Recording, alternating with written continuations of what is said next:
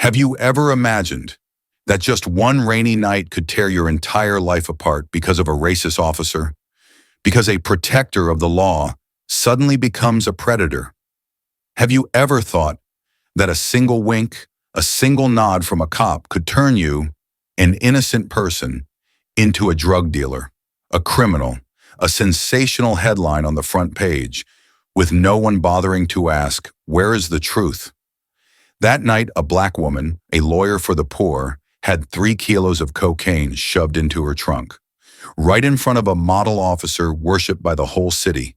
And the scariest part? It wasn't an accident. It was a plan, a conspiracy nurtured for years, a web of dirty cops, fabricated reports, staged suicides, and black people are erased from justice without anyone remembering their names. But this isn't just a story about pain. This is the story of a family rising up, a sister declaring war on an entire system, a counterattack powerful enough to bring down a rotten police empire, and a confrontation that will make you shiver. You think you've seen stories about racist cops? Do you think you know everything about police brutality? Trust me, what you're about to witness is darker, more real than you can bear, and also beautiful enough to heal. Watch until the end, because the truth only begins to reveal itself in the final minute. And if you believe justice doesn't just appear on its own, if you believe in the voices pushed to the margins, then subscribe, hit follow, and continue with us as we expose the stories. The powerful don't want you to know. The story begins. Take a deep breath and prepare to face a truth that will make you tremble. The fateful rainy night, a declaration of war between a black woman and a racist cop, 9:47 p.m. Rain was pouring over the old streets of Harrison, Louisiana, a city infamous for the scars of its past. Racial profiling, police racism, wrongful arrests, and the countless black names that disappeared forever after encounters that never made it into official reports. Through the thick curtain of rain, a silver 2009 Toyota Corolla moved quietly across East Harrison. The driver, Jade Williams, 31, slipped through the darkness like a ghost. She had just left the courthouse, a thick stack of damp-smelling files on the passenger seat. Another long day, like every long day in the life of a black public defender who had spent her youth fighting the injustices this system relentlessly inflicted on people who looked like her. Jade was used to the rain, but what she would never grow used to was the sound of a siren behind her. It erupted suddenly, ripping through the rain like a cold blade. Red and blue lights swept across the wet pavement, reflecting onto Jade's face, exhausted, tense, and suddenly drained of color. She knew. She knew the moment those lights came on. A normal night was over. A nightmare had begun. Her heart pounded, hard, fast, deep, as if trying to break through her chest. All the viral justice stories, all the real racist cop encounters her clients had cried through in visiting rooms, suddenly rushed back with every drop of rain. Not because she had broken the law, not because she forgot her turn signal or was speeding, but because she was a black woman, alone, on an empty road, with police lights glaring behind her. Jade pulled over. Her hands trembled, but not from the cold. She inhaled deeply. This wasn't just a traffic stop. This was what she had helped dozens of clients fight. Racial profiling, the disease embedded into the system from the lowest officers to the most powerful captains. Rain slammed against the windshield, blurring everything ahead. Jade looked into the rearview mirror. A figure approached, large, solid like a wall, walking slowly with an air of authority. He wore a hat, his black raincoat clinging to him, the cruiser's lights cutting across his face like it was carved from cold steel. Jade didn't need to look long. She recognized him instantly. Captain Logan Price. He wasn't just any cop. He was the hero of Harrison PD, the man praised by newspapers, trusted absolutely by DA Ellis. The man who reduced crime by 35% in 5 years. The man headlining every community event, smiling warmly in photos with white children in West Harrison. But in East Harrison, the poor side, the side full of people of color, he was the name kids whispered in fear, the name tied to murmurs like, "Don't let Price catch you." If he pulls you over, you're done. Jade had seen him from afar in court. She had heard her client's testimonies. He said I resisted even though I didn't do anything. He told me I smelled like narcotics. I've never touched the stuff. He found drugs in my car. He broke my brother's rib because he asked why he was being stopped. But this was the first time he stood directly in front of her. Logan tapped on the window. The tap sounded like metal knocking on a coffin. Jade rolled the window down. Rain slapped her face, icy and numbing. "License and registration," Logan said, his voice gravelly, cold and painfully familiar to anyone who had ever fallen into his hands. Jade handed them over, trying to keep her voice steady. "Captain Price, what's the reason for the stop?" He lowered his head slightly, shining his flashlight directly into her eyes. A reminder of power, of his power, and hers, a small black pawn in his game. "Your tail light is out," he said. "Dangerous in this weather." Jade knew it was a blatant lie. She had checked the car before leaving the office. The tail light was perfect. Behind Price, she saw a second patrol car sliding out from the shadows. No lights. Then an unmarked car stopped to the right. 3 police vehicles, for a broken tail light. The ground beneath Jade seemed to disappear. This wasn't a stop. This was staging. The same way it had happened to dozens of black people before her. The same way it had happened to her father, Marcus Williams. The pain buried for 8 years tightened like a rope around her neck. She saw her father's body in that small room, a gun beside him, the police calling it suicide from guilt. But there was no guilt. There was only Price, the man her father was investigating before he died. Rain poured harder, as if crying for every life crushed by systemic racism and the racist cops who thrived in it. Price stepped back slightly, his hand resting halfway on his holstered gun. "Step out of the vehicle," he said. "This is a routine check. Don't do anything stupid." Routine. Jade wanted to laugh. This was how shocking true stories began. Stories of black people framed and arrested, their truth buried under paperwork no one cared to examine. She opened the door. Wind struck her. Rain needles pierced her skin. Her cheap, office-worn suit soaked instantly, cold enough to cut.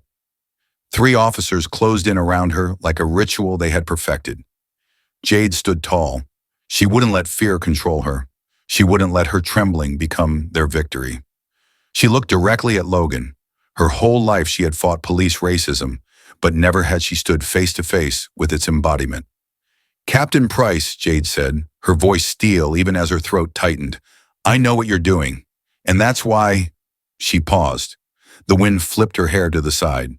Rain fell across her lashes, but her eyes burned bright with a resolve, a fire Price had once tried to extinguish in her father. "For the past 6 months, I've recorded everything you've done." The air froze. Only rain remained, thunder, and Logan's eyes, shaken for the first time. Jade no longer trembled. She no longer feared. She had begun the fight for black voices, for her father, for herself, for everyone buried by racial injustice. And tonight was the beginning of a storm no racist cop could ever stop. The brutal setup. When 3 kilos of cocaine turn a black person's life into hell. The rain was falling harder and harder, as if the sky over Harriston was trying to warn Jade Williams about something. But that warning came far too late. Just as Jade let out the sentence that made Captain Logan Price freeze, "I've been recording you for 6 months." Something in the air shifted. Not fear, not just tension, but the resolve of a man used to living in the shadows, someone who would never allow a black woman to challenge his power. Logan glanced slightly to the right, like an invisible signal. Immediately, the second patrol car flipped on its pale yellow interior light, just enough to reveal the silhouette of Officer Tyler Briggs, a large man with a square jaw and eyes that looked like they had died long ago. Farther away, the unmarked car door opened. Officer Miguel Ortiz stepped out. He was younger than Briggs, his build not intimidating at all. But what caught Jade's attention was the way he stood, his shoulders slightly hunched, his hands unsure of where to rest, his eyes darting nervously toward Logan. Ortiz wasn't a bad person, but tonight He was standing on the side of some of the worst. And tonight, he belonged to the side Jade had to face. The lie begins with a cold breath. Logan took one more step forward, the beam of his flashlight cutting across Jade's face, rain running down her cheeks like tears that hadn't had time to fall. "Where are you coming from?"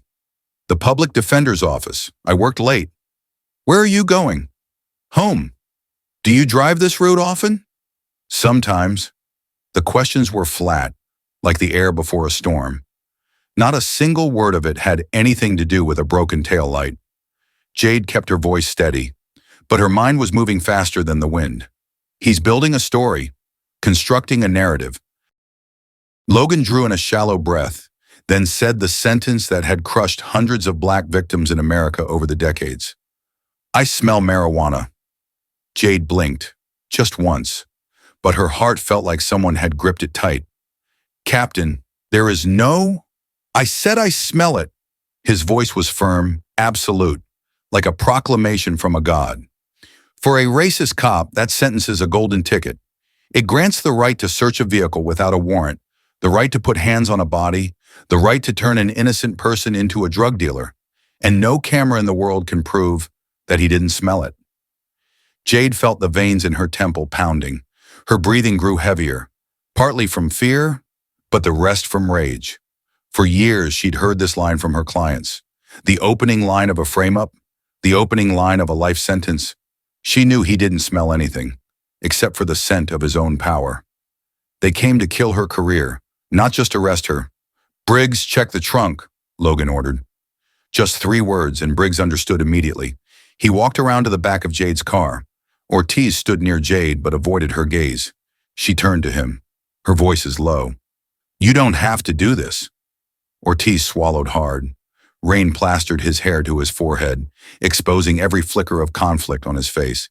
I don't have a choice." Jade stared into his eyes, searching for any shred of humanity left. "If you stay silent tonight, you become part of my death." A flash of pain flickered across Ortiz's eyes, but he stepped back. He was more afraid of Logan than of living with his own guilt. Briggs finds what he brought from home. In the rain, Briggs opened Jade's trunk. He bent low, pretending to search, his hands digging into every corner. Jade couldn't see clearly from where she stood, but she had heard too many stories just like this. They covered themselves with their raincoat. They slipped the bag in right when I wasn't looking. No camera could see it. Briggs did exactly that. With a movement he had probably practiced hundreds of times, he slipped his hand into his jacket. He pulled out a clear plastic bag. Big, packed tight. The kind of bundle only someone familiar with planting evidence would recognize by weight alone. He shoved it under the trunk lining. Fast, clean. Not a single raindrop touched the fake evidence, because he had shielded it carefully. A chill ran down Jade's spine. She couldn't see the bag, but she knew. She could feel that exact moment when an innocent person's future is stolen. Many of her clients had told her, "I know the exact second my life ended. It took 3 seconds." Maybe these were her 3 seconds. Ortiz, the witness with shame in his eyes, Ortiz was standing closest to Jade and saw most clearly what Briggs had done. His hands were clenched so tightly that his knuckles turned white. Finally, unable to bear it, he murmured, "Jade, don't resist. They've already decided." Jade looked at him, a storm of emotions, pain, fear, and a deep sadness for a man turned into a tool of injustice. "You know I'm innocent," Jade said, her voice cracking through the rain. "I know," Ortiz whispered, "but you're not doing anything. I have a family. I have kids." The words twisted into Jade's chest like a blade. How many people had stayed silent for that reason? How many had chosen safety while others were destroyed? Jade understood, and it hurt even more to understand. $180,000 in value, and the smile of the devil Briggs straightened up like an actor hitting his cue. "Captain," he called out, "you're going to want to see this." Logan walked over. His eyes lit up for half a second before he recovered the serious face of a model officer. The next part of the performance was all too familiar. He grabbed the plastic bag, held it up under the flashlight, let the rain fall onto Jade's face, like a ritual of humiliation. 3 kilograms of pure cocaine, Logan announced. Street value, about $180,000. Care to explain, Miss Williams? Jade's throat closed, not because she was surprised, but because of the pain. The pain of being buried alive while still conscious. She forced the words out. That is not mine. Everybody says that, Briggs sneered. Logan smiled, a thin slice of a smile sharp as a blade. He was enjoying this, enjoying the moment. A strong black woman who dared to challenge the system was crumbling right in front of him. The words that hit like a hammer to the heart, Jade refused to collapse. She lifted her head, eyes full of rain but still razor sharp. You're framing me. How many people have you done this to? Logan stepped in close, the faint smell of cigarettes mixed with the damp raincoat. Someone like you, he said quietly, will never understand what power really is. But you will after tonight. That sentence wasn't just a threat. It was a confession, not in court, but to the raw despair of the person he was crushing. Handcuffs, humiliation, and the first tear Briggs spun Jade around. Cold metal touched her skin. Click, click. The handcuffs bit into her wrists, burning. Rain seeped under the metal, freezing her skin. Jade Williams, Briggs said in a mocking tone, you're under arrest for possession and trafficking of a large quantity of narcotics. Ortiz turned away. He couldn't look, but Jade could see his shoulders shaking. Do you believe this, Ortiz? She asked, her voice choking. He shut his eyes, and what Jade heard, but he didn't say out loud, was, I believe you're innocent, but I believe Logan Price is stronger than I am. When years of justice dissolve like foam in the rain, Briggs shoved Jade toward the back of the patrol car. The push was so hard her shoulder slammed into the doorframe, sending a jolt of pain through her body. Her breath hitched, lost in the roar of the rain. She turned her head. Through the blurry rain-streaked glass, she saw Logan standing there, on the phone.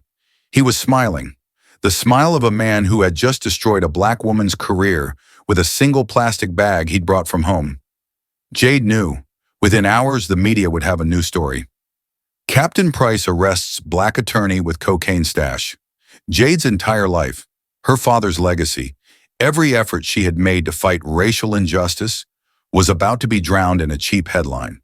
A moment of despair that still won't bow. The patrol car started to move. Jade pressed against the cuffs, leaning to look out through the wet window. In front of her was the city of Harriston, the streets she'd walked every day to defend those oppressed by this very system. Now that system had swallowed her whole. But in Jade's eyes, there wasn't just rain. There was a glint, small but sharp as a vow. You can break me tonight, Logan Price, but you have no idea. I've been preparing for this. In her handbag on the front seat was the watch her father had given her, the only thing of his she always carried. Inside that watch was a micro SD card with 6 months of recordings. And that data wasn't just there. It had been backed up to the cloud on a secret server she had set up herself. She whispered into the darkness of the patrol car. Game on. A black woman in the middle of a rainy night, surrounded by 3 racist cops, brutally framed and still refusing to bow. And that is exactly what the audience will never forget. When an entire town whispers, she did it, the media, power, and a woman dying slowly on TV. The next morning it didn't rain, but the air in Harriston felt heavy, as if the storm from the night before had seeped into every brick of the city. Only 6 hours after Jade's arrest, the greatest spectacle of her life officially began.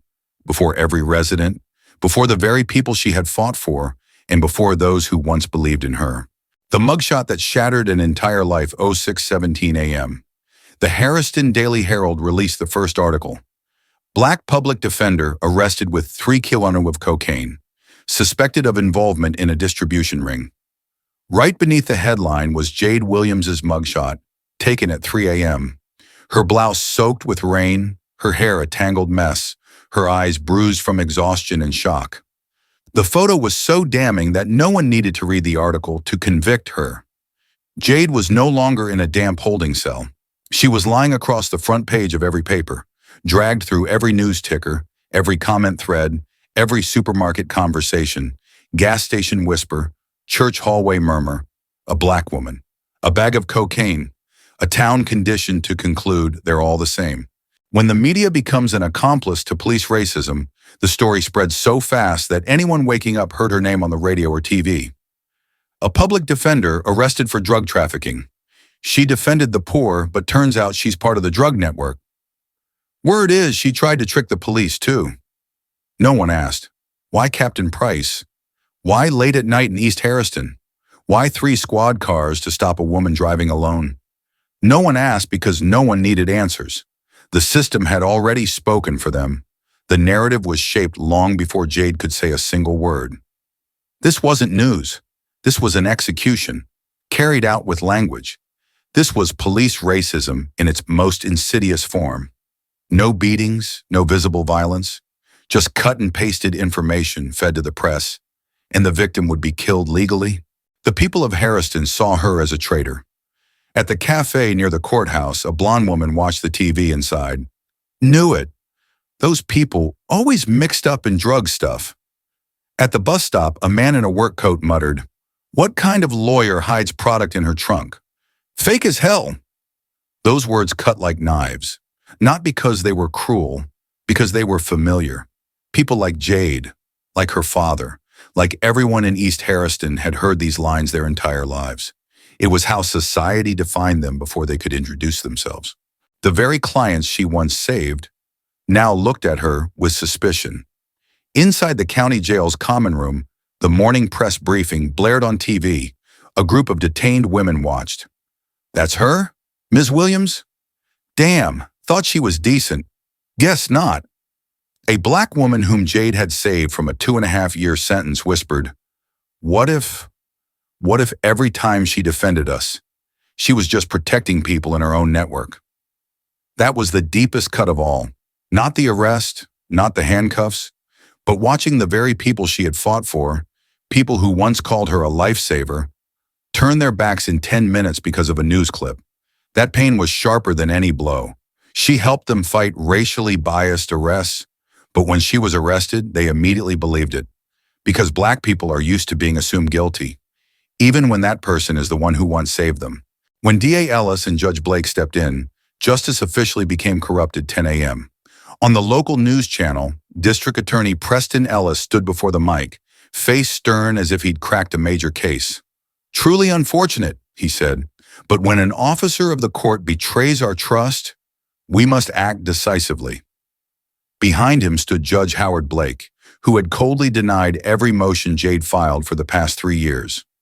"On behalf of the court," Blake announced, "I have signed a suspension of Ms. Williams' license pending investigation." No investigation had actually begun. No one asked her a single question. No one checked the cameras.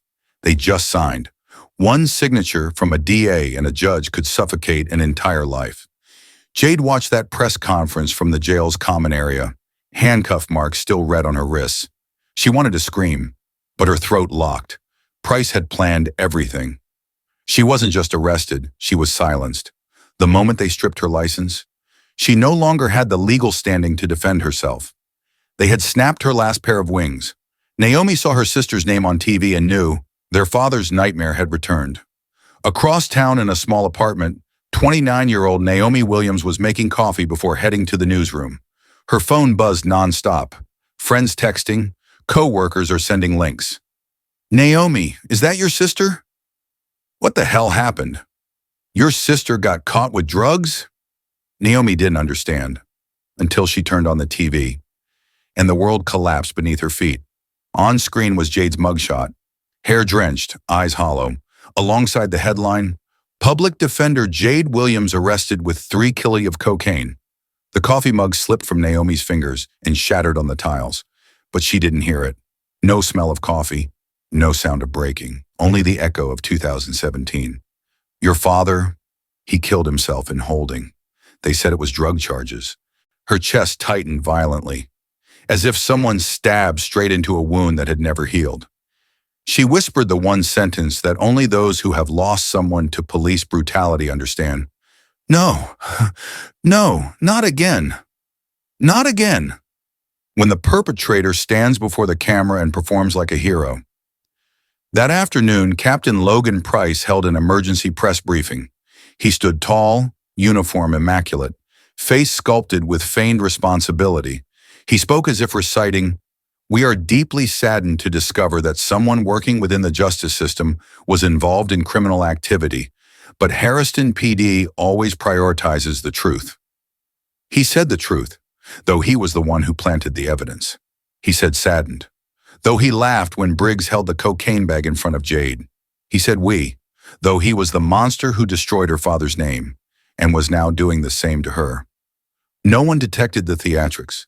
No one noticed the gleam of self-satisfaction in his eyes as he stood beside D.A. Ellis. The entire system was aligning to crush Jade.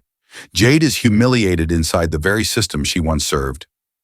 In the county jail, Jade was taken back to the common room. The TV replayed the press conference. Logan's voice echoed, "We believe exposing Ms. Williams will help cleanse the justice system." The detained women turned toward Jade. One muttered, "See? System people. They're all the same." Jade wanted to shout, "No, I'm not like them. I fought to protect you." But she didn't speak. Tears clogged her throat, not because of shame, but because she realized they had stopped believing in justice a long time ago. She was just the next exhibit proving justice is a scam, and here it is, the moment that kills the soul of any innocent person. At the end of the press briefing, a reporter asked, "Captain Price, Ms. Williams claims she was framed. How do you respond?"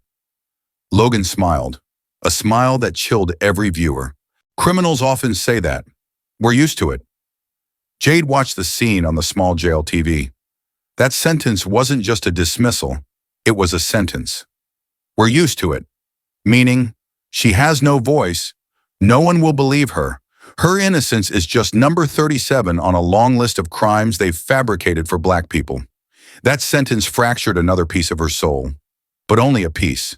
Because deep inside, beneath the rain-soaked humiliation and suffocating shame, something was burning. A resolve not to let the system destroy another life. Not hers, not her sister's, not the black women framed every year. Jade swallowed hard, eyes fixed on the TV.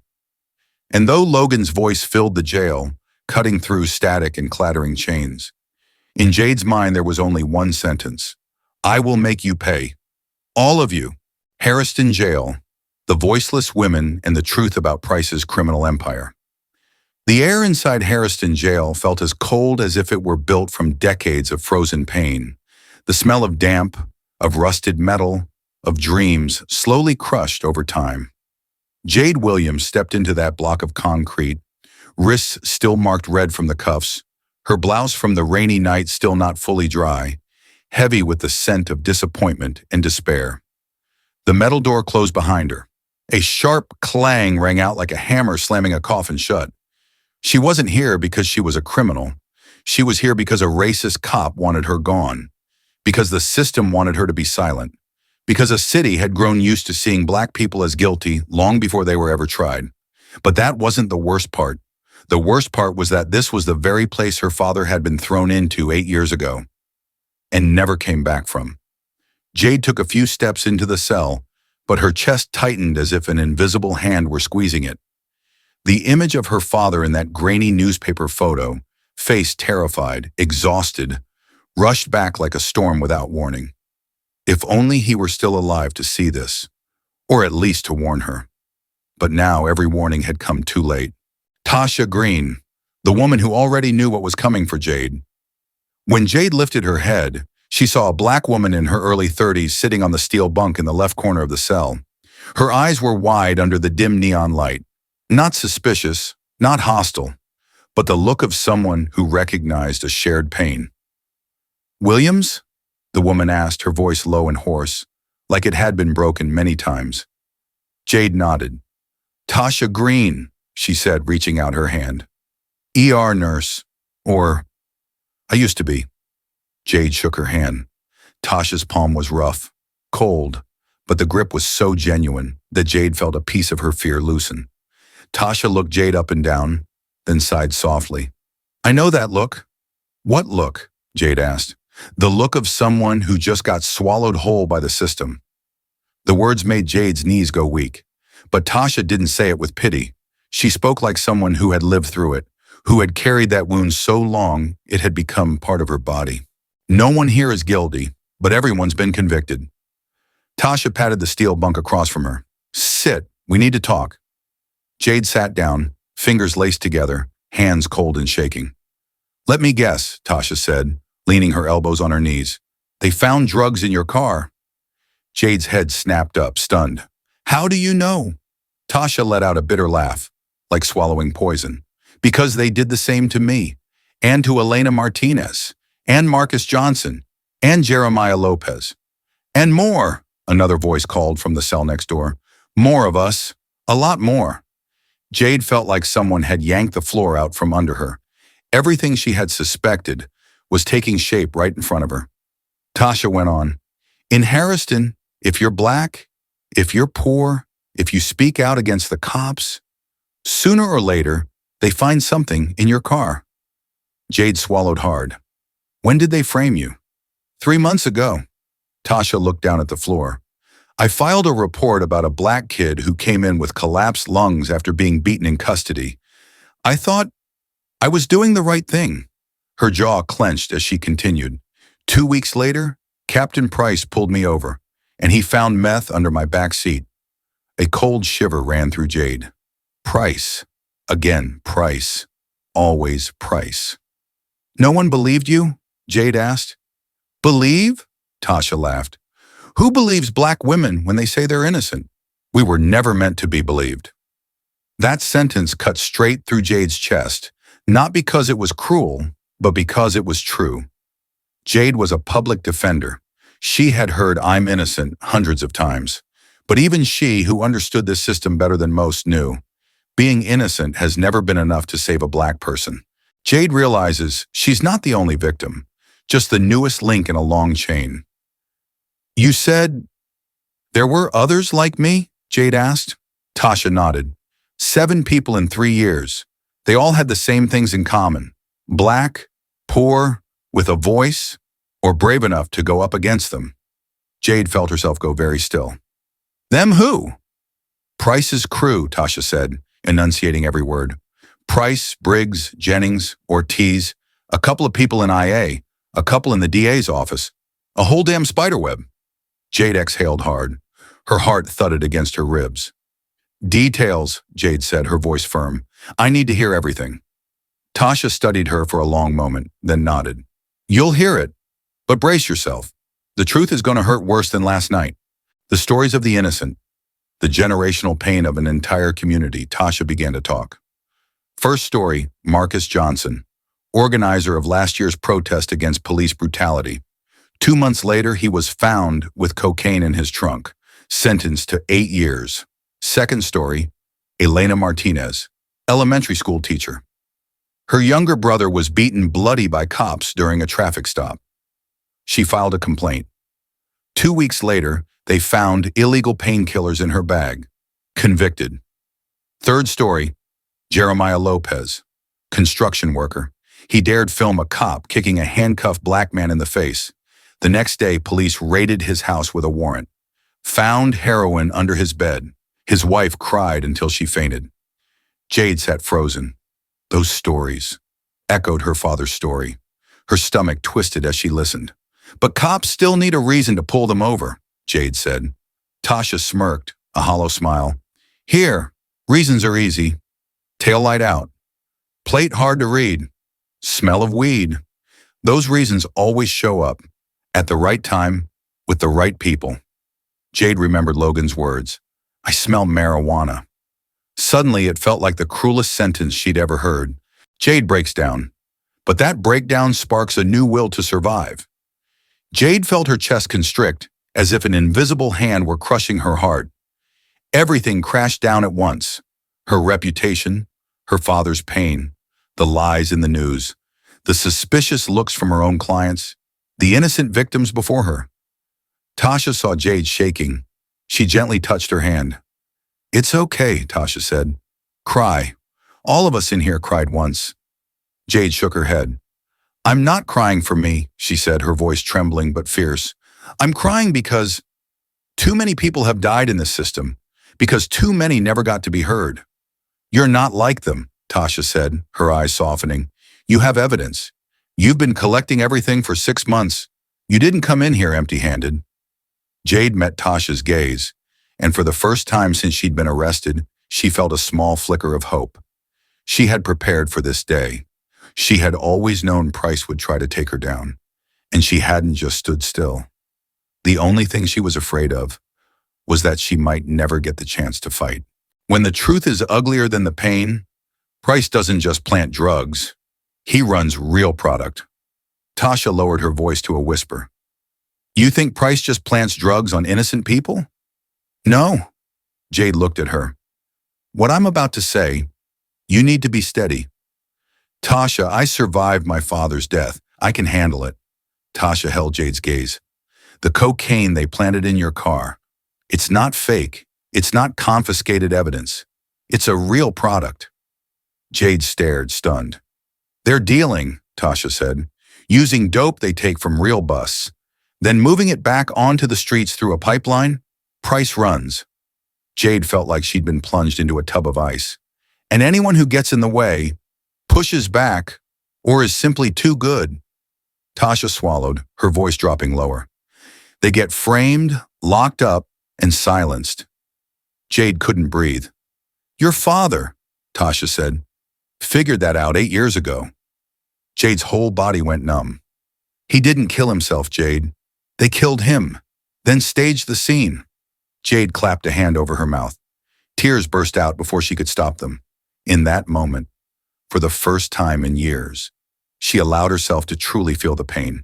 The air inside the cell turned sacred, a vow made by those who've been crushed. Tasha laid a hand on Jade's shoulder. You're not the first, but you might be the last if you do this right. Jade lifted her head, eyes red and swollen but blazing. Help me. Tasha didn't hesitate. I will. Everyone they framed in here will help you. From the nearby cells, whispers rose up. I know their roots. My husband got set up. I kept records. I saw Briggs stash stuff more than once. I'll testify. Jade looked around. Black women, abandoned, accused, silenced, were standing up in the dark with her. This was no longer just Jade's fight. It had become their fight. The last whispers of the night, and the seed of a small revolution. Night fell. The neon light dimmed. Only the cold darkness of the cell remained. Jade lay on the hard steel bunk, eyes open, staring at the ceiling. In the quiet, Tasha spoke softly. They think you're like the others. No resources, no help, no proof.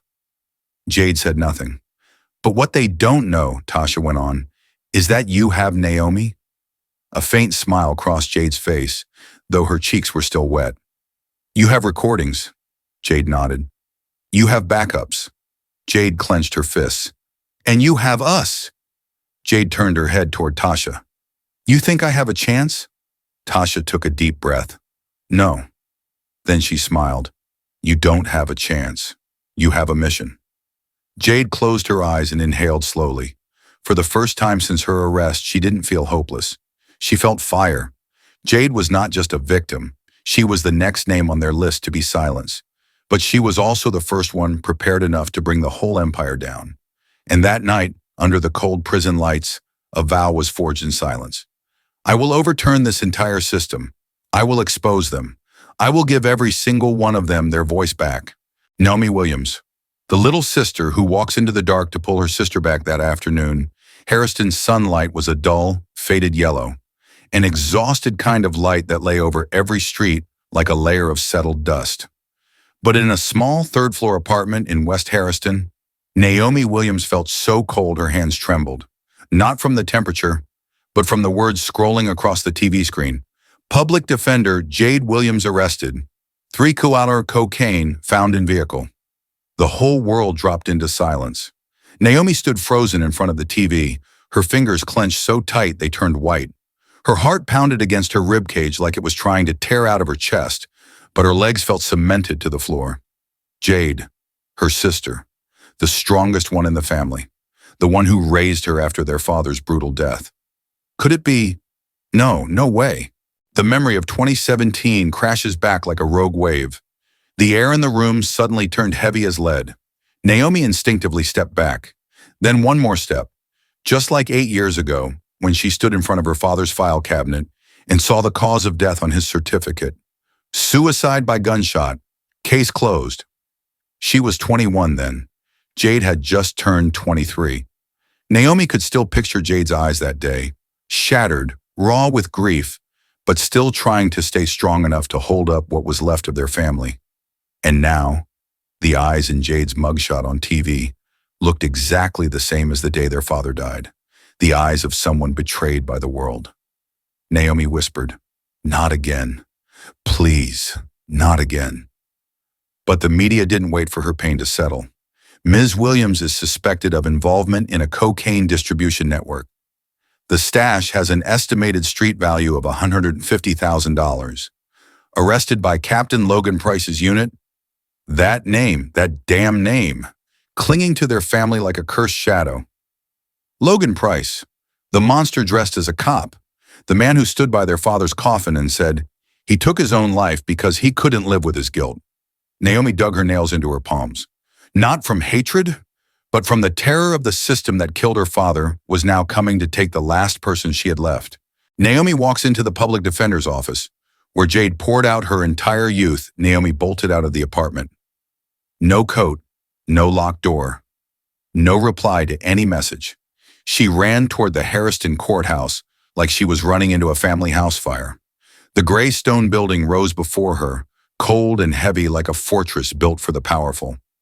Her footsteps echoed through the hallway, bouncing off the walls. Staff at the PD's office stopped to stare. Some averted their eyes. Some looked at her with pity. Some whispered behind her back, "That's her sister." Poor thing. Thought she was one of the good ones. Each sentence felt like a needle piercing Naomi's skin. She didn't answer. She walked straight to Jade's office, the familiar door where she used to show up with takeout lunches. Now there was a red strip of tape across it. Sealed, under investigation. One of the staff warned her, "You can't go in there, Naomi. The DA's office is going through her files." Naomi turned to them. "Going through them or wiping themselves clean?"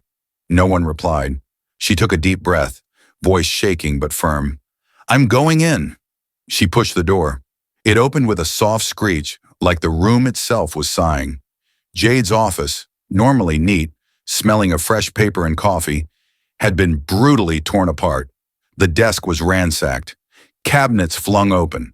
Files were tossed on the floor like trash. Jade's laptop, gone. Naomi's throat tightened. She knelt and picked up a crumpled sheet of paper.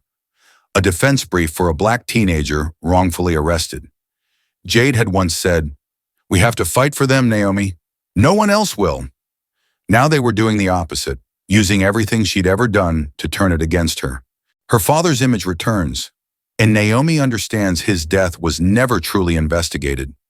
Naomi opened a drawer. Empty. No photos of their dad. The ones Jade used to keep. No documents were sent. No notes Jade had written about his death. Everything wiped clean. Naomi sank onto the floor. She covered her mouth with her hand to keep from sobbing out loud. The tears came anyway, drop by drop, falling onto the cold tiles like blood gone stiff. "Dad," she whispered, "they took you, and they still won't leave us alone." But amid the sobs, Jade's voice echoed in her memory, what she'd told Naomi once, right after their father died. "If this system won't save us, then we have to save each other." Naomi wiped her face, stood up, and started searching.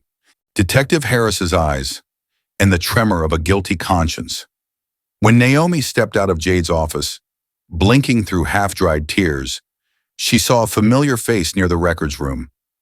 Detective Harris, the man who had once worked with her father on an internal investigation. The man who never again looked the family in the eye after her father killed himself. Harris glanced at Naomi, then quickly looked away like he'd been caught. Naomi narrowed her eyes. She walked toward him, her voice sharp as a blade. "What are you doing in my sister's office?" Harris didn't answer. His hand, gripping his phone, visibly shook. He swallowed. "Investigating," he said. Per department protocol. Or per Price's orders. Naomi shot back, no hesitation. Harris tightened his grip on the file bag in his other hand. His eyes showed a battle within.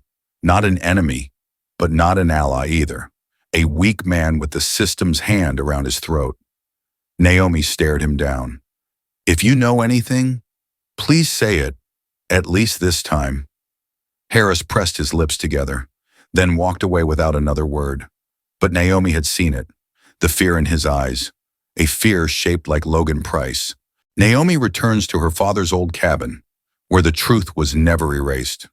By sunset, Naomi was driving out to her father's cabin on the outskirts of Harriston, the place he used to take them fishing on weekends.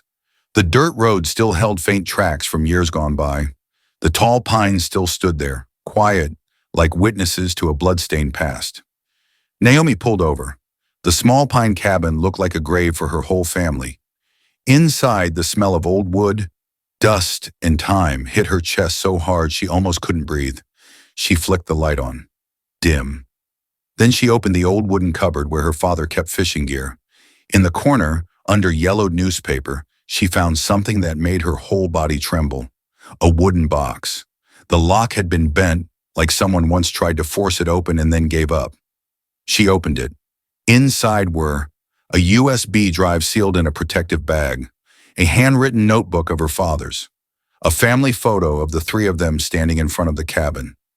Naomi held the photo to her chest. The tears came again, but this time it wasn't hopeless grief.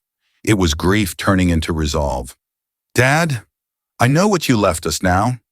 I'm going to use it to save Jade and to bury Price. The USB opens the door to the world Price has hidden for 8 years. Naomi plugged the USB into her laptop. A password prompt appeared. She tried her father's birthday. Wrong. Her parents' wedding date. Wrong. Jade's name. Wrong. Then she remembered. Their father always called Jade Light. She typed. Light 2017 access granted.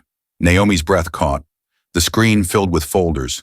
Clearwater Holdings, warehouse movement logs, price, asset flow, internal affairs leaks, evidence room discrepancies, surveillance 8 months, and one separate folder labeled For My Girls. Naomi opened that first. Inside was a single file.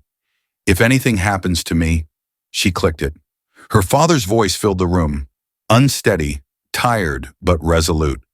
Naomi, Jade, if you're hearing this, it means the worst has happened. Naomi clapped a hand over her mouth. She broke down crying at the first sentence. Price isn't just a dirty cop. He runs a cocaine distribution ring through Clearwater's warehouses. They sell drugs seized from real dealers back onto the streets. I've been investigating them, and I know they're watching me, but I'm not scared for myself. I'm scared for you. Naomi's chest tightened until it hurt. If I disappear, go after the truth, and never believe what they say about me. I love you both. The file ended. Naomi buried her face in her hands. Her father had left the evidence.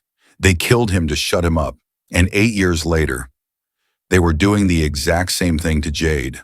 No, not this time. Naomi shot to her feet. Her eyes were red, but blazing. This week, Jade's going on trial, and before that happens, I'm going to make sure all of Harriston knows the truth. Naomi calls Sarah Parker, and the war officially begins. Naomi grabbed her phone. She called the only person she trusted in the worlds of law enforcement and journalism, Sarah Parker, former FBI investigator, now an independent financial analyst. The phone rang. Sarah picked up. Naomi, you sound like you're about to cry. What's...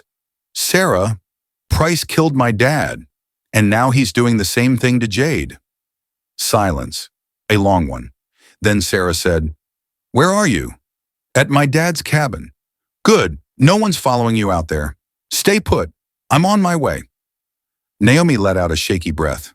For the first time all day, she didn't feel alone. As darkness falls, Naomi finally sees the path she has to take. She stepped outside the cabin and watched the light fade into the HHT. Wind moved through the pines, whispering like voices from long ago. Suddenly, everything felt clear. She couldn't fight the system as just another reporter. She had to fight as someone defending her family, someone willing to tear down the empire Logan Price had built from blood, tears, and the pain of the Black community. In the dark, Naomi murmured, "Jade, hold on, I'm coming." Naomi had just stepped into the biggest fight of her life, a war against police corruption, systemic racism, the people who killed her father, and now wanted to destroy her sister. She wasn't a soldier. She was just a little sister. But her love for Jade was stronger than her fear. And from this moment on, Naomi would become the kind of enemy Price's empire never saw coming. Clearwater Warehouse District. The dark night, the drone bay, and the truth are ready to expose Price's criminal empire. That night, Harriston sank into a kind of heavy darkness that made Naomi feel like the whole city was holding its breath. No car horns, no kids running in the street. Only the wind cutting through old brick buildings, carrying the lingering smell of rain from the night Jade was arrested. At their father's cabin, where Naomi, Sarah, and Alex had gathered as an unofficial strike team, warm yellow light washed over their faces, each of them carrying a different fear, but sharing the same mission: save Jade, expose Price, and rewrite Harriston's history. The secret recordings from Dad's USB, the piece of the puzzle the system never wanted to see. The USB their father left behind wasn't just evidence. It was the legacy of a murdered father, the final testimony of a Black cop who dared to stand against racism inside his own department. The laptop screen lit up, glowing on their faces. Sarah pulled her chair closer. "What do we have so far?" she asked. Naomi brushed her hair back, her voice trembling but firm. "Dad's data includes 8 months of surveillance logs, money flows into Price's accounts operations at the Clearwater warehouse, a list of 11 officers in the network, a series of little accidents involving witnesses, hacked screenshots from security cameras, and the name of someone inside the Chicago FBI who got bought." Sarah inhaled sharply. "God, he investigated almost completely alone. No one protected him." Naomi lowered her head. The worst part wasn't knowing the truth. She knew she was too late to save him. "Now," Naomi said, "I have to save my sister. I can't let history repeat itself." Alex looked up from his pile of gear. "And to do that, we need to see what Price is hiding in Clearwater Unit 17. Sarah nodded. "Tonight. We can't wait." Alex flies the drone, eyes in the sky, witnessing the crimes close to midnight. They parked at the edge of the Riverside Warehouse District, an abandoned industrial zone where the sound of machinery had long since given way to the quiet hum of police-run crime. Across the way was Clearwater Storage, home of Unit 17, the place where their father had once watched, the place Price used to churn seized product, the place where countless framed people had paid for with their lives. Naomi stared through the windshield. The wide-open yard lay exposed under a weak yellow floodlight. The wind tugged at shredded flags, making them flap like whispers from past victims. Alex snapped a battery into the drone. "This drone's got infrared, audio filter, 4-hour flight time, and a file guard system. We need it to watch without being seen." Naomi nodded, fists tightening. "We have to catch them in the act." "We will," Alex said. The drone lifted off, its whirring shrinking to a faint buzz. On the laptop screen, the night was first a sheet of black, then slowly turned into blocks of heat and light. Warehouse Unit 17 lit up in the dark, like a nest of fire ants in the distance. Naomi stared at the screen without blinking. "Approaching the gate," Alex said. The drone shifted angle. Heat signatures appeared. Naomi and Sarah leaned in. 2 patrol cars, 1 black SUV with no plates, and Captain Logan Price. Naomi clenched her hands so hard her nails dug into her palms. Of course it's him. A scene no one would believe. Cops using a warehouse as a drug distribution hub. The drone hovered at a 45-degree angle. The scene came into focus. Price standing at the door to Unit 17. Briggs unlocks the padlock. Jennings and 2 other officers are hauling large black duffel bags. No paperwork, no body cams, no procedure. Not seizure, redistribution.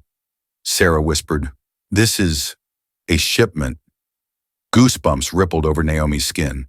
My God, how many people have they framed just to keep product flowing like this? For a second, she could almost see her father, standing near this very warehouse, secretly taking photos, recording audio, and being found out. This was where his disappearance had begun. Naomi's chest twisted. The envelopes of cash and the truth about rewards for loyal officers. The drone zoomed in closer. Price stood in front of the officers, handing each of them thick envelopes. Alex upped the resolution. On screen, the writing came into focus. $2,500, Q2 payment. Sarah slammed her hand on the table. God damn it! It's payroll. They're paying officers to keep the pipeline going. Naomi was so stunned she could barely speak. This wasn't just dirty cops, not just planted evidence, not just racially targeted arrests. This was organized crime, a high-level trafficking ring, money laundering, cocaine distribution, manufacturing criminals to cover for a real network. They had buried her father under money. Now they wanted to bury Jade too. Naomi whispered, "They use the police to sell drugs and use justice to silence the innocent." Sarah laid a hand on her shoulder. "Naomi, we're going to drag all of this into the light." A new face appears. The mole Price has no idea he's standing next to. The drone kept recording. One officer stood slightly off to the side, didn't take an envelope, didn't bow his head to Price, didn't talk to anyone. Naomi squinted. "Who's that?" Alex zoomed in all the way. A young man in his 30s with brown skin and worried eyes. A police issue watch on his wrist, but he wasn't rushing to put away his phone. Sarah frowned. "He doesn't look like the others." Naomi tapped the screen lightly. "That's him. That's the guy. Tonight, Foster." Alex looked up. Harris said a new officer was assigned to Price's team, but they couldn't buy him off. Sarah nodded. "Then this must be Officer Aaron Cole." Naomi shivered. This man might be the only real ally left inside the department. The drones got him on camera, tilting his head, listening. "Looks like he's on a very secret call," Alex said. Who with? Naomi didn't know, but she knew one thing. If Foster was right about a quiet federal investigation, then Aaron Cole was a crucial link. Whispered radio chatter. The most damning evidence of all. The drone's mic picked up faint audio. Cole. "Shipment tonight, exactly 2 a.m. Unclear voice. "Stay steady. We've got this on record." Cole. "Price is getting suspicious. I've got to go." Naomi almost shot out of her seat. A real investigation. Foster was right. Sarah leaned in. "That means we're not alone. But we have something they don't, a full visual record of the entire operation." Naomi nodded. "And the gas station footage will complete the picture." Naomi watches a black officer being threatened, a mirror of her father's fate. The drone shifted angle again. Price called Cole over. Naomi held her breath. This time, every word was clear. "Price, you're standing off to the side. Something wrong?" Cole. "No, sir. Price. "Don't forget who you belong to." Price's stare was sharp as a blade. Naomi saw her father in that moment, when IA cornered him, when they threatened him, when they forced him to stage scenes. Cole lowered his head, but his hands shook. Sarah murmured, "He's scared, but he's still fighting." Naomi's nose burned, eyes stinging. Black men in uniform, living on the edge of existence. If they stayed silent, they were complicit. If they spoke up, they were killed. Her father had carried that burden. Now it was Aaron Cole, and Jade was on the other end of the same chain of crimes. Enough evidence to topple an empire, and one close call when the drone is almost detected. The drone kept recording, every scene, every bag, every person, every envelope. Alex frowned. Signal interference. Someone's scanning frequencies. Naomi tensed. "Price? No, not him, but someone in his crew is sniffing for outside signals." Sarah said quickly, "Take the drone up to 30 feet. Switch to shadow mode." Alex's fingers flew. The drone rose, melting into the dark. The screen glitched for a couple of seconds, then came back. Naomi exhaled. "Don't lose this footage. This might be our only chance." The drone captured one last sequence. Price locking Unit 17. Fast, neat, precise. Then he turned back to his car, eyes sweeping the area like a predator. Naomi heard herself whisper, "He knows someone's watching." The drone returned to the cabin safely. Back at the cabin, three people staring down the darkness. Inside the cabin, Naomi stood before the big screen. The cold blue of the drone footage washed over her face. She wasn't crying anymore. Her tears had dried into a tight knot of fear and rage. Sarah stood beside her, clutching their father's notebook. Alex backed up the files. No one spoke for a few minutes, until Naomi finally put it into words. Dad didn't die because he made a mistake. He died because he was right. Sarah nodded. And Jade was arrested because she's too dangerous to them. Alex turned his chair. They know Jade collected evidence for 6 months. They got into her system. They think they wiped everything. Naomi straightened. But what they don't know, she laid her hand on her chest, where she carried the password Jade had slipped her during the jail visit. Everything that matters is backed up, and only you know where to unlock it. Naomi finished the thought. They don't know I have the backup. They don't know Dad left evidence. Sarah added, and they definitely don't know that a journalist like you is about to bring their whole empire down. Naomi shut the laptop. Her voice was low but unshakable. Tomorrow, Jade goes to trial, and tonight, we start the counterattack. That night, it wasn't just a drone flying through the darkness. It wasn't just price-moving product. There was also a younger sister, Naomi, realizing she wasn't afraid anymore. No longer backing down, no longer that girl crying over her father's death certificate. She had become the one thing Price's empire never saw coming. A detonator, a spark, a voice that could not be silenced. And the real war began right there. Smoking gun evidence and a breathless counterattack before the trial. That night, Naomi barely slept. No one in the cabin did. No one could sleep with less than 48 hours left before Jade would be taken to court. And if they failed, she'd be sent straight to state prison, where Price's system could kill her without anyone ever asking why. And that morning, everything started moving fast, as if fate itself had begun counting down.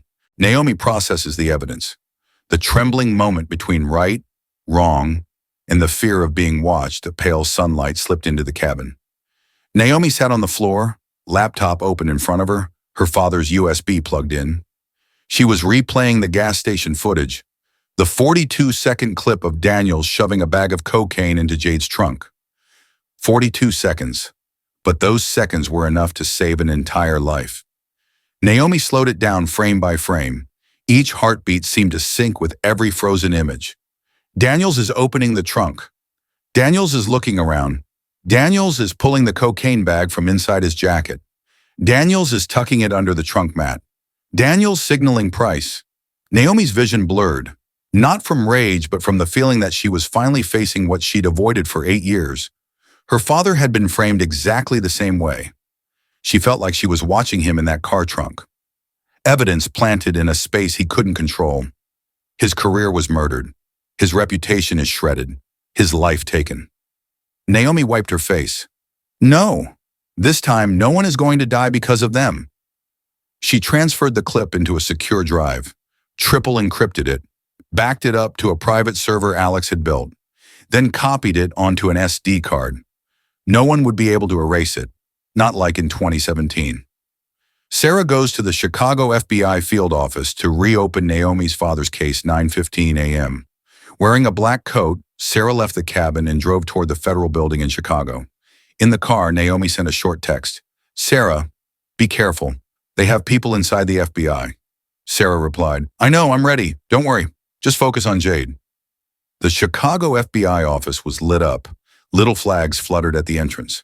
Sarah stepped into a small conference room where Assistant U.S. Attorney Davis, the man Naomi's father had contacted 8 years ago, was waiting. Davis took the folder Sarah handed him, his expression tense. This, is everything Detective Marcus Williams sent you before he killed himself. Davis opened the file. His face changed. Photos of Price at the warehouse. Offshore money flows. A list of 11 officers, reports Naomi's father had filed, requesting a formal investigation. An email was never completed. Bank evidence blocked mid-route. Jesus, Davis muttered, pushing his chair back. You knew, Sarah said quietly. He didn't kill himself. Davis nodded. But I didn't have enough to go against an entire police network back then. I couldn't protect him. Sarah met his eyes. Then do the right thing now. Help Jade. Davis closed his eyes for a few seconds, opened them again. In that look, there was a decision. I'll issue a federal subpoena. Sarah stood. We don't have much time. Price's shipment moves today. We're tracking it, Davis said, but we need a really hard hit to take him down tonight. Sarah nodded. That hit would come from Naomi and her evidence. Naomi goes to the police complex to take back Jade's watch. While Sarah handled the federal side, Naomi went alone to Harrison County Jail, where Jade was being held. Just walking in there was an act of recklessness, but she had to reclaim Jade's personal effects, including the watch with the hidden micro SD. The receptionist stared at her like she was about to be dragged into an interrogation room. I want to request the return of property that was seized outside proper procedure, Naomi said, her voice terrifyingly calm. Can't do that, the receptionist replied. Naomi laid a sheet of paper on the counter, a request form from Jade's court-appointed lawyer, Price, bearing his signature, something Jade had forced him to file. This is an order.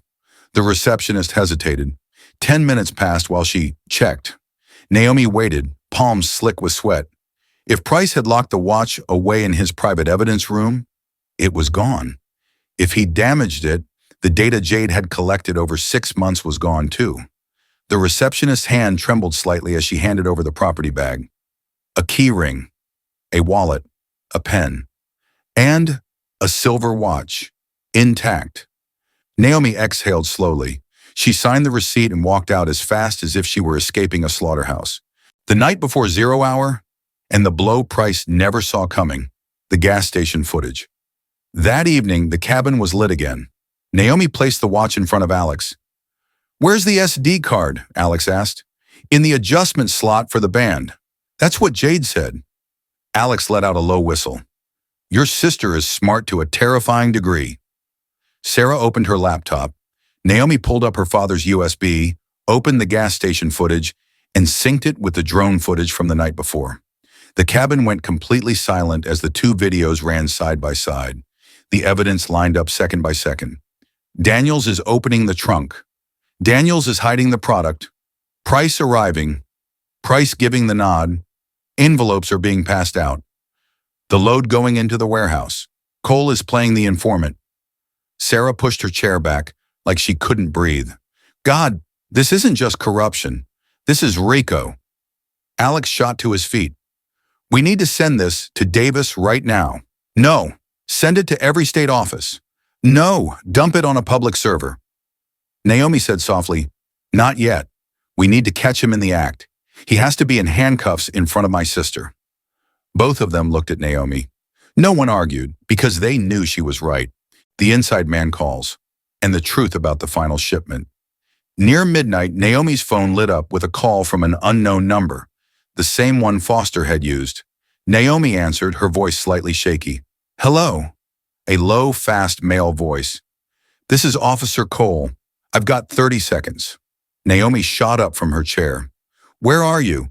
Are you safe? No, listen to me. Cole's breathing was ragged.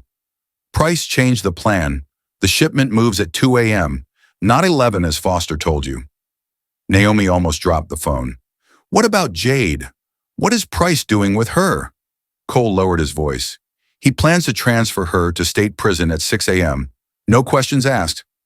Naomi felt the floor fall out from under her. If Jade left the county jail before Price was arrested, no one would reach her in time. Cole went on. Harris is wired, but he's scared. He knows Price suspects there's a leak. Naomi asked quickly, could Harris get killed? Yes, if he says the wrong thing at the wrong time. Cole's voice cracked with desperation. Please, if you've got anything, you have to move now. Naomi tightened her grip on the phone. We will. The call ended. Naomi could barely breathe. Her heart was pounding so fast it hurt. In that moment, she realized this wasn't just about saving Jade. It was about saving Harris, saving Cole, saving an entire community that had been trapped in this setup for years. Jade's desperate eyes and her final message. Tomorrow is everything. Before sunrise, Naomi sat waiting in the jail visitation room. The glass partition felt icy. When Jade walked in, hands cuffed, eyes ringed with dark circles, hair slightly messy, Naomi had to fight back tears. Jade picked up the phone. Naomi did the same. Naomi. Jade's voice was tired but unbroken. Maya, you're shaking. Naomi laughed, tears spilling. Yeah, what's kind of big? What's happening? Price has pushed everything to this point, Jade said. Tomorrow is everything. Naomi pressed her hand against the glass. I have the evidence, Jade. I've got the gas station video, the drone footage, Dad's file. I got your watch back. Jade froze. For the first time since that stormy night, hope flared in her eyes. You did it, Jade whispered. You did what Dad wanted us to do. Naomi bit her lip, voice breaking. And the whole world is going to see. The end of visit buzzer sounded. Naomi didn't look away from Jade.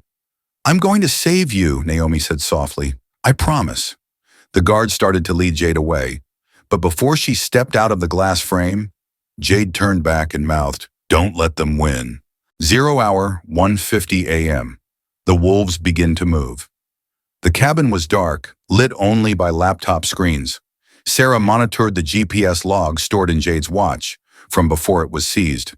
Just like Jade had said, the watch contained 6 months of location data on Price. His destination over and over was Clearwater Unit 17. Alex patched in more than 6 separate camera feeds at once. The drone, the gas station, the ghost body cam, warehouse photos from 2017, Cole's live stream, data Davis was sending from Chicago. Naomi stood motionless. 1:50 a.m. The first truck pulled up to the warehouse. Briggs opened the gate. Jennings pushed in a large cart stacked with duffel bags. Then Price's SUV rolled in. He got out, uniform crisp, face carved from stone. Sarah murmured, That's it. Come on. Naomi watched with a kind of horror. He was calm, confident, like he was the king of this dark kingdom. Price beckoned Harris over. On Cole's live stream, Price. Harris, tell me, you're still loyal, right? Harris, shaking. Yes, sir. Naomi thought he might break, but he didn't. He stood straight, a wire hidden under his shirt, face to face with the devil. Naomi sends the evidence at the exact moment, the punch that makes the whole system explode. Naomi opened the Federal Task Force inbox. Drone footage, gas station clip, Jade's SD card, her father's USB, Tasha's statement, Price's payout ledger, all attached to one email addressed to Federal Task Force. She typed one last line. Arrest him tonight. Do not let him move Jade Williams out of the county. She hit send. In the exact second Naomi pressed send, that was the moment Price's empire began to crack. The entire cabin went still. No one spoke. But they all knew. Tomorrow either Jade would be freed, or Harrison would lose yet another black voice. And at the warehouse, under the yellow light spilling over his crimes, Captain Price was still standing, completely unaware that in just a few hours, federal sirens would be screaming his name. A race against the night, crushing pressure, and a confession in the dark. When the truth becomes more dangerous than ever, right after Naomi sent all the evidence to the feds, the entire cabin fell silent. Not a peaceful silence, but a silence pulled tight like a string about to snap. Wind slammed against the window panes. The little wooden house seemed to shake, as if the earth itself was warning them. From this moment on, any mistake could get them all killed. Naomi clutched the laptop to her chest, breath rising and falling. It's sent. Her voice was so soft that even she barely heard it. Sarah looked at Naomi with eyes hardened by years of experience. You did the right thing. From this minute on, nothing can stop the feds. But Naomi knew that was only half the truth. The other half, dark and terrifying, was that Price would find out, not in a day, not in an hour, but any moment from now. Alex's phone explodes like a fire alarm. Alex grabbed his phone. His face went pale.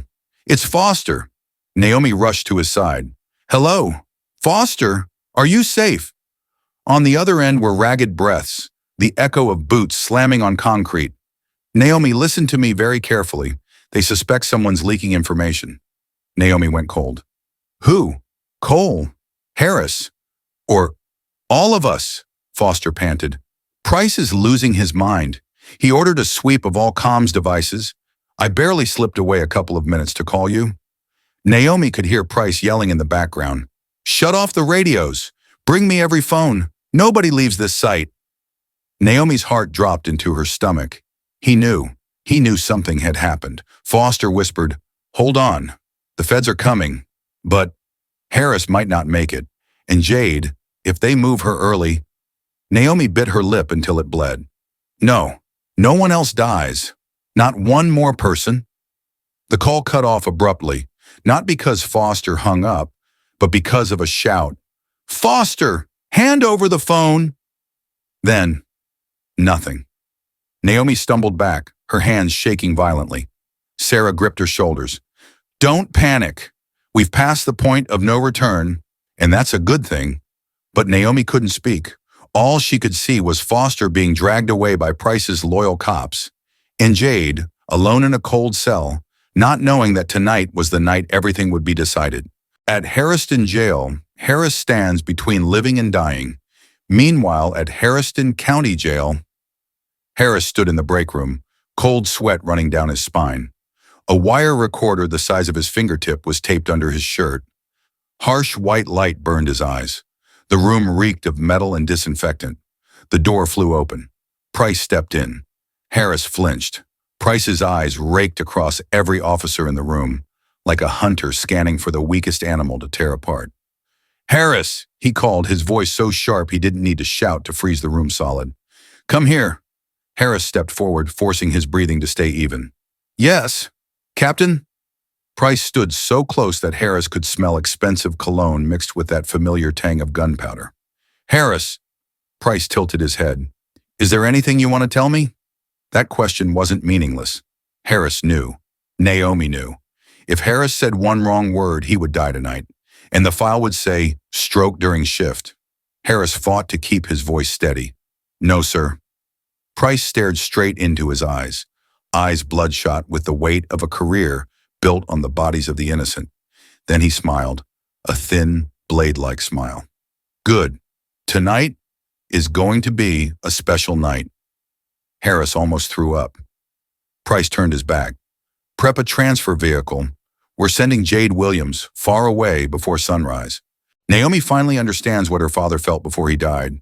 With Foster cut off, Harris on the brink of being exposed, and Price about to move Jade in the dead of night. Naomi stepped out of the cabin. The night wind howled. Pine needles clashed against each other like whispers in a graveyard. The forest was empty, but Naomi felt her father standing right behind her. Dad, she said into the darkness. Dad, now I get it. I get what you were afraid of. Not afraid of dying, afraid no one would believe the truth, afraid of being smeared while still alive, afraid of evil hiding under the mask of good cops.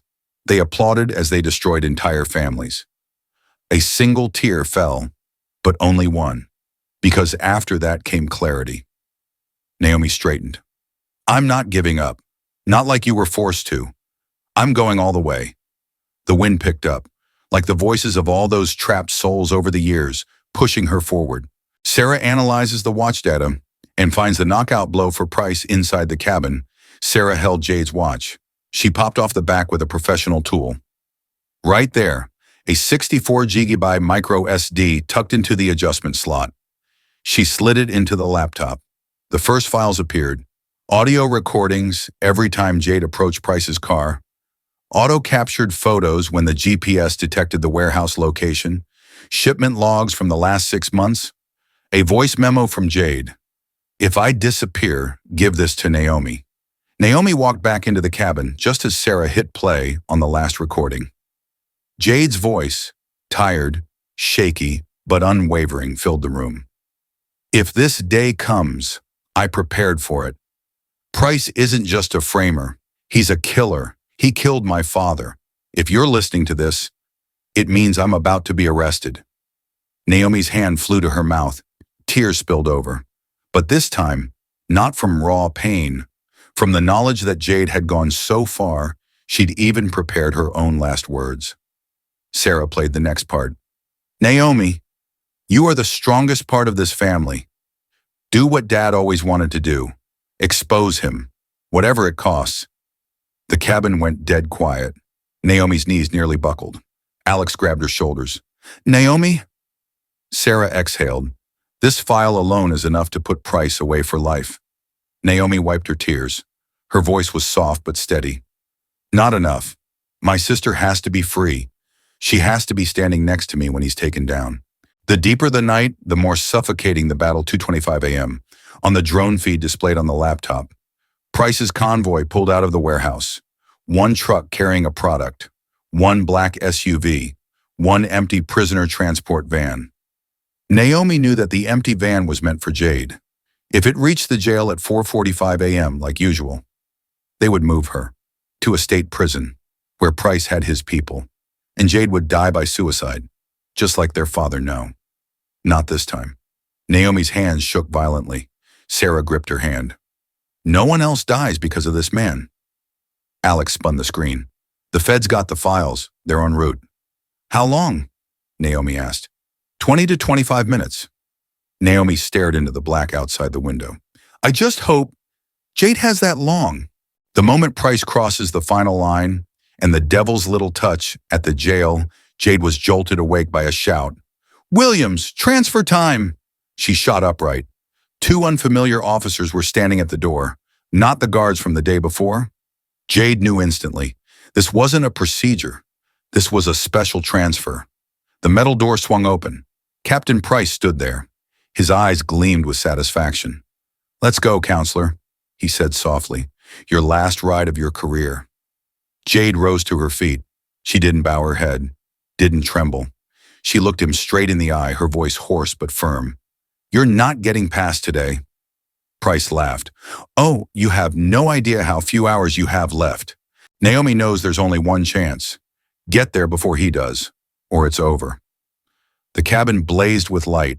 The drone tracked Price's convoy. Sarah called Davis. We'll be there in 10 minutes, Davis answered.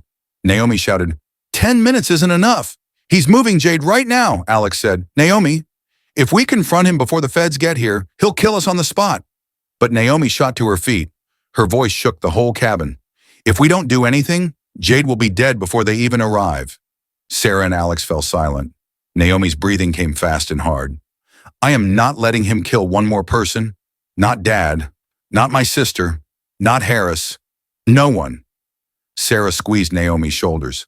Fine. Let's go. They burst out of the cabin into the night like people trying to outrun their fate. But in truth, they were running straight toward it.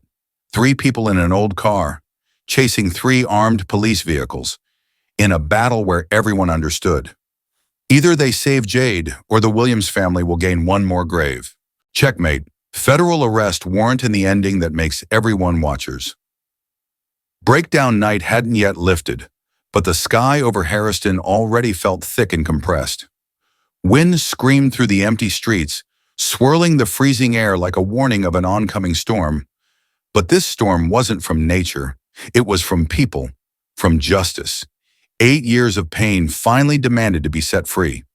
Naomi gripped the steering wheel, pressed her foot harder on the gas, her heart feeling like it was about to explode. The car shook from the speed, but she couldn't slow down. Not when she knew her sister was being transported like dead cargo. Not when Price was only minutes away from turning Jade into an unfortunate accident.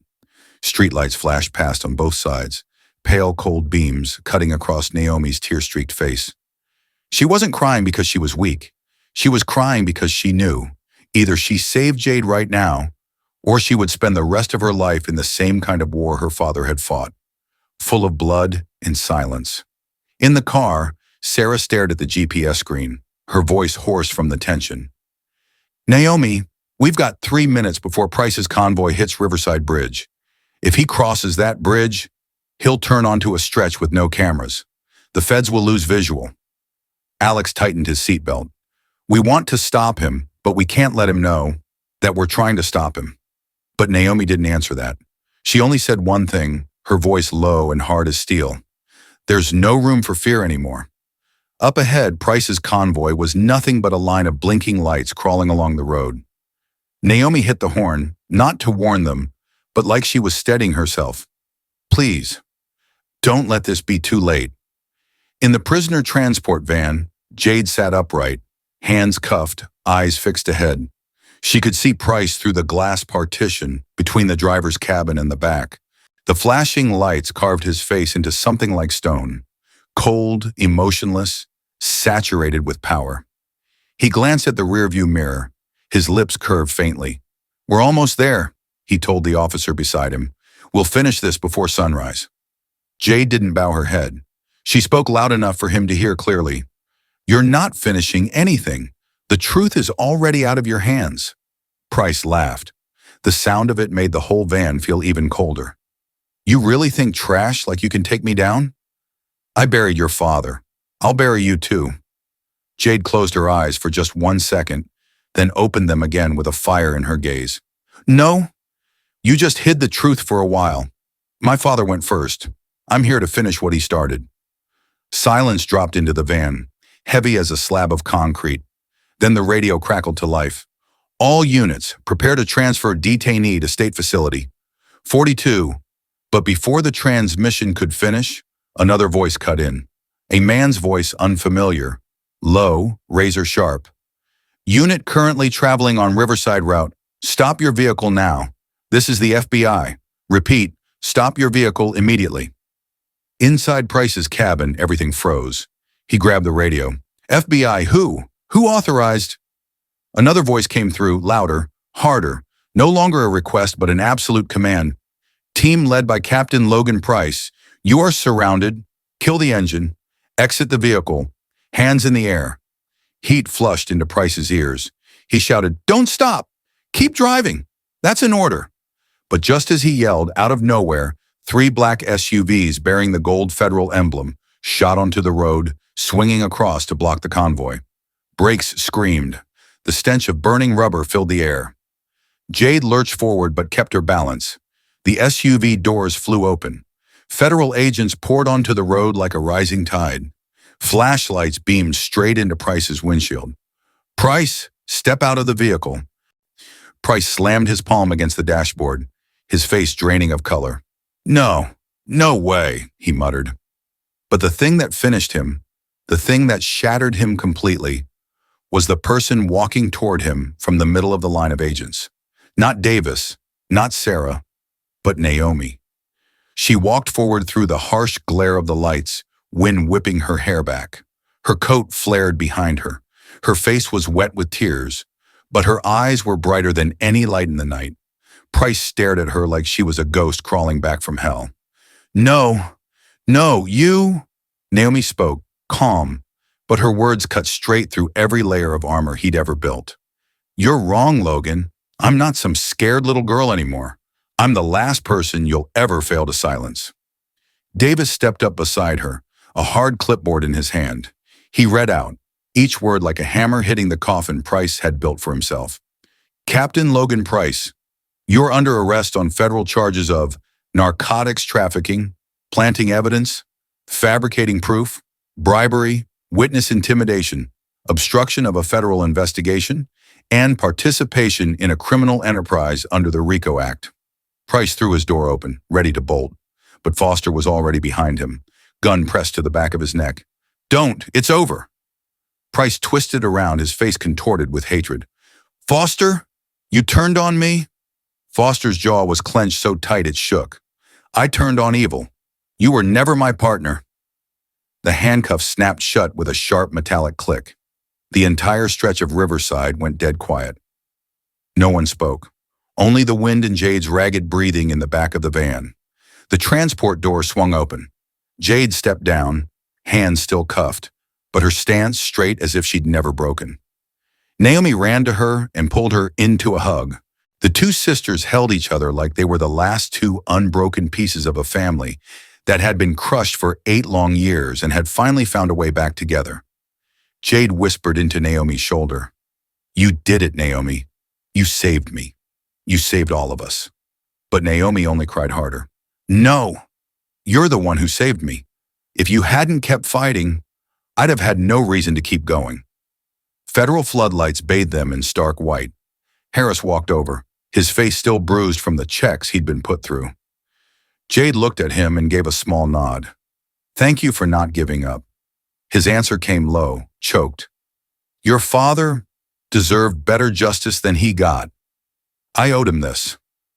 Davis approached and unlocked the cuffs from Jade's wrists. "You're free, Ms. Williams. All charges against you are dropped. And your father. We've reopened his case." Jade stared at her hands, newly freed. She ran her fingers over her wrists, over the angry red marks left by the metal. Then she lifted her face to the sky. "Dad, we finally did it." 6 months later, in Harriston's new community center, Naomi stood at a podium. The room was full, so many faces that had known injustice, now sitting with something like hope. The banner behind her read, "The Marcus Williams Justice Initiative," Naomi spoke, her voice carrying clearly through the silent hall. "Today, we start again. A new system, a new Harriston, a future where Black people don't have to be afraid of the police, where a traffic stop isn't a death sentence." Jade sat in the front row. Sarah and Alex stood on either side. Foster wore a fresh uniform. For the first time in years, there was someone decent inside those colors. Naomi glanced out the window. The wind brushed the branches outside. Sunlight slipped through the glass. She whispered as if to herself or to her father's spirit, "Justice never comes fast, but it always comes, as long as we don't stop fighting." And that was the moment everyone understood. Pain is not just for crying. Pain is for fighting. And we fight to change the world. Strong, resonant, and open-ended. In the end, justice doesn't come from tall buildings, doesn't come from polished symbols of authority, doesn't come from the people who wear pristine uniforms. Justice comes from human beings.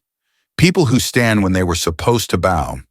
People who speak the truth when they were supposed to stay silent. People who fight even when the whole world tells them they're destined to lose. Today's story, it isn't just about Jade. It's not just about Naomi. It isn't just about one family crushed beneath police racism, racist cops, and systemic injustice. It's about all the people who have ever been wronged, the ones framed, silenced, erased, the ones who fell and never had their names spoken on the evening news. And it's also about the power of truth, when it's carried by those who refuse to give up. If you've stayed until this moment, I believe you understand that stories like this cannot end here. Out there, too many truths are still buried, too many cries for help are unheard, too many souls waiting for someone, anyone, to tell their story for them. And that is why this channel exists. If you believe in justice, believe in truth, believe in the voices pushed to the margins, hit subscribe right now. Turn on notifications so you never miss a story. And browse the channel. Watch the next videos. Each one is a truth, a pain, a battle, and a chance for you to stand on the side of the light. Thank you for taking the time to listen to a story so many wanted hidden. See you in the next video, where we continue exposing the things power wants you to forget.